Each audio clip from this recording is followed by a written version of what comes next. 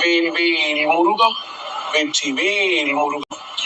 என் அன்பின் பிரியமே, இந்த கந்தன் என் மீது உண்மையான பக்தி உனக்கு இருந்தால் நீயே நிச்சயமாக இதை கேட்பாய். கேட்கும் பொழுதே நீ கண்களும் கலங்கி விடுவாய். சரி, கந்தன் விடியும் பொழுதிலேயே நம் கண்கலங்க சொல்ல வேண்டியதற்கு அவசியம் என்ன? என் பிள்ளை கண்கலங்குவதை பார்க்க இந்த கந்தனுக்கு என்ன அவ்வளவு ஆசையா? என் பிள்ளையின் கண்களில் ஆனந்த கண்ணீரை காண இந்த கந்தன் ஆசைப்படுகின்றேன். என் பிள்ளைகளினுடைய கண்ணீர் துளிகள் ஆனந்தத்தின் துளிகளாக இருக்க வேண்டும் என்று அப்பன் நான் விரும்புகின்றேன். ஏனென்றால் இத்தனை நாளும் நீ கண் கலங்கியது எதற்கென்று எனக்கு தெரியும். இனியும் இப்படி ஒரு கண்கலக்கம் உனக்கு நிச்சயமாக இருக்கக்கூடாது. எப்படியும் வாழலாம் என்று நினைப்பவர்களுக்கு வாழ்க்கையில் சிறு சிறு பிரச்சனைகள் இருக்கும். ஆனால் இப்படித்தான் வாழ வேண்டும் என்று நினைப்பவருக்கு வாழ்க்கையே பிரச்சனையாக இருக்கும். இதில் எந்த மாற்று கருத்தும் கிடையாது. என் பிள்ளைக்கும் அப்படித்தானே. நாம் இப்படி வாழ வேண்டும் என்று ஒரு கட்டுக்குள் நீ நிற்க நினைக்கும் பொழுது நிச்சயமாக அந்த கட்டுக்குள் இருக்கின்ற உன்னை இந்த வாழ்க்கை ஒரு பதம் பார்க்காமல் விட்டு விடுமா? அவ்வளவு சுலபமாகத்தான் உன்னை தவிர்த்து விடுமா என்ன? நிச்சயமாக இதுவெல்லாம் நடக்காது. இந்த சூழ்நிலைகள் இனி உனக்கு எதை சொல்கிறதோ, இந்த சூழ்நிலைகள் இனி உனக்கு எதை கொண்டு வந்து தர நினைக்கின்றதோ அது எல்லாமே உன்னுடைய வாழ்க்கையாக நிச்சயமாக மாறும் என்பதனை நீ புரிந்து கொள்ள வேண்டும். இந்த வாழ்க்கையை உனக்கு நிச்சயமாக மாற்றி கொடுக்கும் என்பதனை நீ என்னாலும் சரியாக புரிந்து கொள்ள வேண்டும். நடந்து முடிந்த விஷயங்கள் பல இந்த வாழ்க்கையில் உன்னை நிச்சயமாக தவிர்த்து விட்டது. இனி நடக்கக்கூடிய விஷயங்கள் ஒவ்வொன்றும் உனக்கு மிக பெரிய ஆனந்தத்தை கொடுக்க வேண்டி இருக்கின்றது. எல்லாவற்றையும் உணர்ந்த கந்தன் உனக்கு நிச்சயமாக நல்லதை நடத்தாமல் சென்று விடுவேனாம். என் குழந்தையை, நீ நினைத்தது நடக்கும் என்று காட்ட இன்னும் 3 மணி நேரத்தில் உன் கண்ணில் ஏதோ ஒரு வடிவில் நான் காட்சி அளிப்பேன். அது சேவல், மயில், முருகன் படத்தின் மூலம் கூட இருக்கலாம்.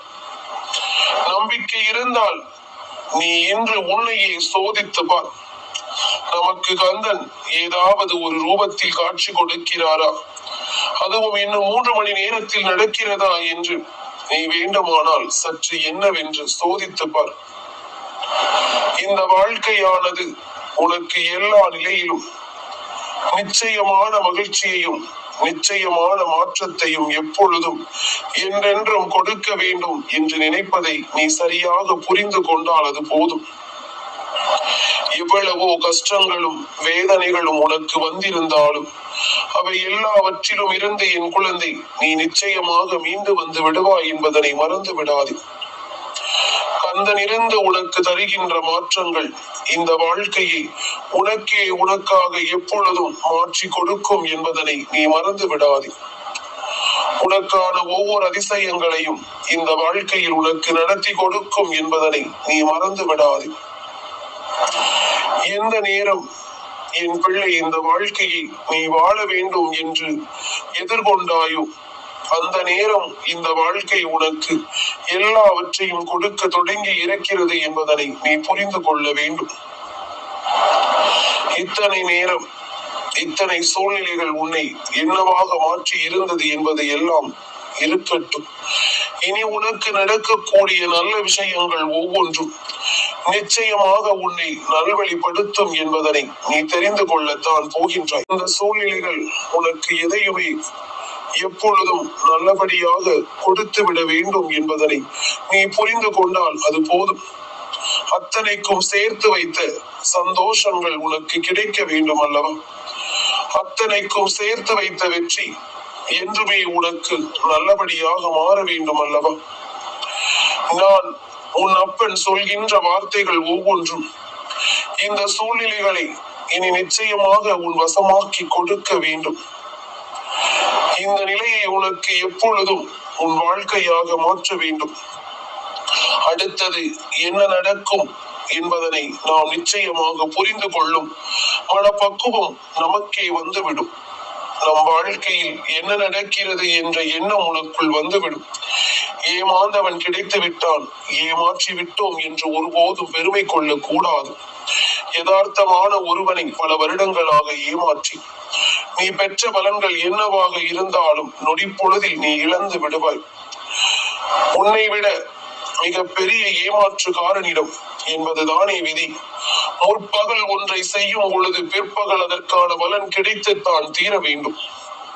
என் குழந்தையை, என்னாலும் இழந்தது என்னவென்று யோசித்து உன் நேரத்தை வீணடிக்காதே. காலம் பொன் போன்றது. உன்னிடம் இருப்பது என்னவென்று யோசி. போனது எதுவென்று யோசிக்காதே. நிலைப்பது என்னவென்று யோசி. உன்னை விட்டு விலகியது எதுவென்று யோசிக்காதே. விருப்பம் எதுவென்று யோசி. விட்டது எதுவென்று யோசிக்காதே. நீ பெற்றது எதுவென்று யோசி. காயத்தை யோசிக்காதே. இழந்தது எதுவென்று யோசிக்காதே. எதுவானாலும் சரி, நிச்சயமாக உனக்கான நல்ல நிலைமையை இதுவெல்லாம் ஏற்படுத்தி கொடுக்கும் என்பதனை நீ புரிந்து கொள்வாய்.